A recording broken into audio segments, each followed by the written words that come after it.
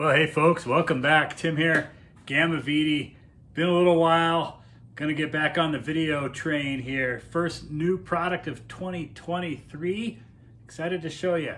Little guy here we call rack arms. So stay tuned, I'm gonna show you all about it.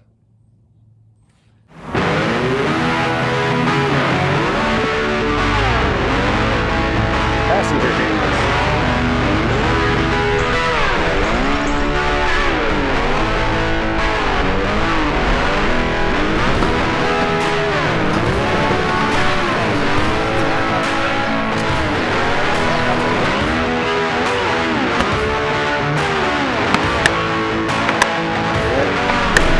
So as you probably guessed from the name, it's two little arms, some holes in it.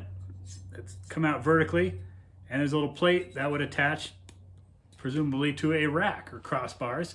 So that's how it gets its name. No real surprises there. What might surprise you though is where this need came about, and it's actually from another product that we've been doing. Launched this last year. A lot of folks have been getting on these OEM rail. This is a Land Cruiser rail, but this awning bracket. So a nice way to put a medium to a light duty awning on your OEM rack. Great way to just get out there. And as you know, if you follow the videos, we upgraded this last year to these bolt-on arms. So kind of one top, one bottom there.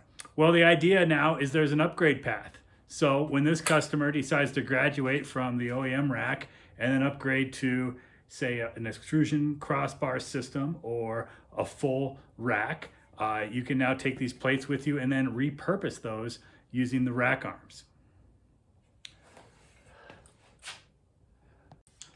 So one example would be obviously the extrusion crossbars, extrusion racks, nice 1x2, T-slot aluminum extrusion. You see them all over the place.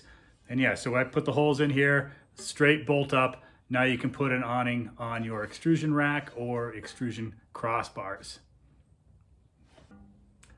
Another solution, maybe you went tray rack. So you got yourself a Rhino, or possibly you did like a Front Runner, one of those with the little bit more of a formed, extrusion profile. Again, find your T-slots, you'll find your holes. You can mount this up and now you have a little awning bracket that you can use for your awning, shower enclosure, whatever else you have in mind. And of course, these are intended to be used on any of the GammaVidi racks. Also, I've got some mounted up to a 100 series rack down here on the ground on some buckets. Got some more on the 200 series here behind me, so we'll get into that too. There's one more reason though we developed this in addition to future mounting. And that reason is right here. The traction boards and the rooftop tent. So thanks to Alex in California for kind of pushing me to do this. But the problem that a lot of people run into is I gotta have my MaxTrax, Action Trax, etc. But I also wanna have my big tent. As soon as I put my tent on, I ran out of roof rack. Now where do I put my traction boards? I don't have a bumper yet, yada, yada, yada. So what we can do is using the rack arms here, is now we can have a vertical bolt up for your traction ramps with a little bit of adjustability side to side so that we can dial in that 35-inch spacing that you need for the Action Trax or MaxTrax or whatever you're doing. So pretty neat solution there. Show you how it works. So I'm using these trailer hitch pins to run through one of the 3 slots on the rack arm, and those are now running through one of the 3 pairs of round holes that I've put on the next generation traction ramp bracket here. So when those lock together, this is super strong as far as force. We're not gonna bend those pins with some Action Trax or anything, but I still have some sliding here. And so that makes it very easy to get it dialed in as far as what the spacing is gonna be on your rack, 100 series, 200, GX 460s. The intent is to make it work with pretty much all the GammaVidi racks out there. So pretty cool. I'll show you how it looks like installed. So here we are installed. Got the pins running through the rack arms. And yeah, I'm holding up my MaxTrax now vertically, not encroaching at all on the rack space. So that's left open for my tent or whatever else I have up there. Remember, your magic number is 35. So when you're measuring from one to the other, that's what the spacing needs to be for either your knobs or the MaxTrax pins. You know, of course, our brackets work for both.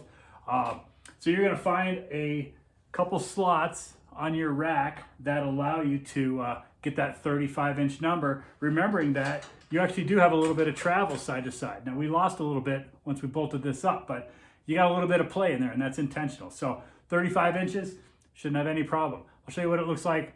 Flip this rack over. So here's a view we don't get to see too often. An installed rack that doesn't have a truck in the way. I went ahead and added the tower pieces to every one of these plates because I wanted to show where they're going to sit. You know, again, this is default setting on a 100 series Land Cruiser, where they're going to sit, and then where that rack arm is going to sit in order to hit my 35 inches here. This is the additional fourth plate, fourth tower. Kind of an option. It comes standard on our Essentials. We don't need to get into that on this video, but I'm not using that one here. But then here's the very front tower, and I did have to share the bolt, right? So this bolt here is running through both the rack tower and the rack arm, and then I've got a little stack up of washers. I can sneak a little peek right there. There you go. You barely see it. Little stack up of washers for the other one to keep the plane the same. So sorry about my hand, but there you go. That's looking all down the entire rack and how that is mounted with the MaxTrax. Step outside. Sweet day to be out here doing video. But here's what that looks like on the side of the truck. The MaxTrax mounted to the rack arms, traction brackets. You can see plenty of door clearance. Might have been able to come down a little bit, but I just wanted to play it safe, not have this thing hit the doors. Up top, show you what that looks like. So I just have it with the pins. I didn't do anything to dampen vibration or anything, and yeah, it shakes a little bit.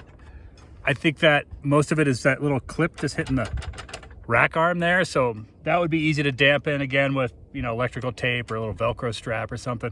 Pretty easy to manage, but that's what that looks like from the top. You can see the brackets and what all they're doing. So there you go.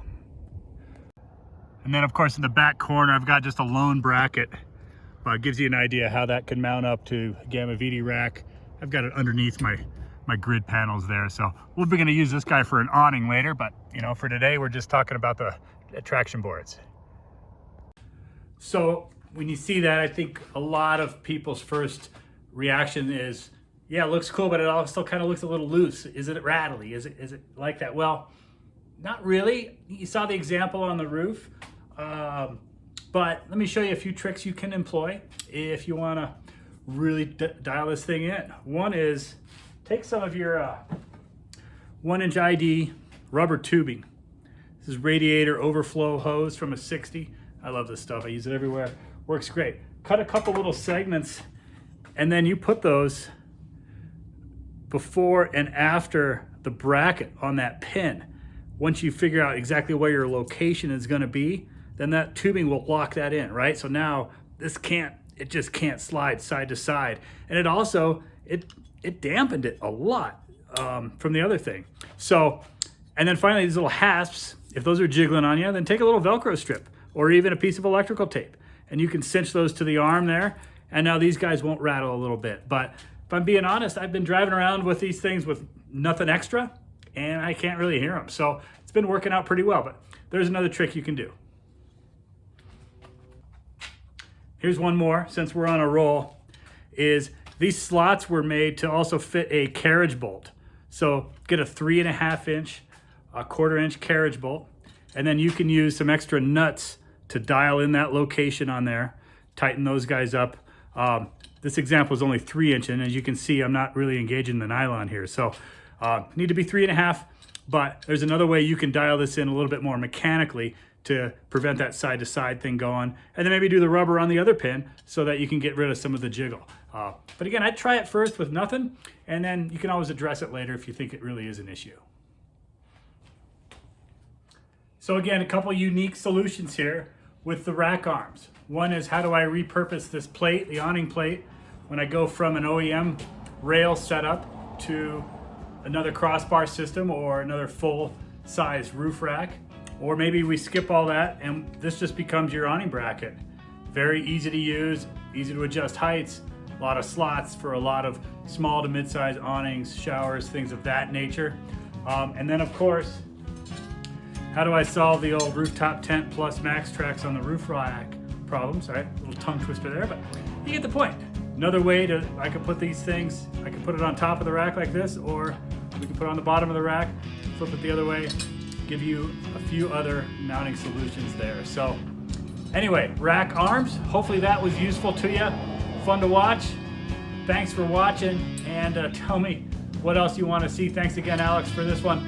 And man, I will see you on the next one.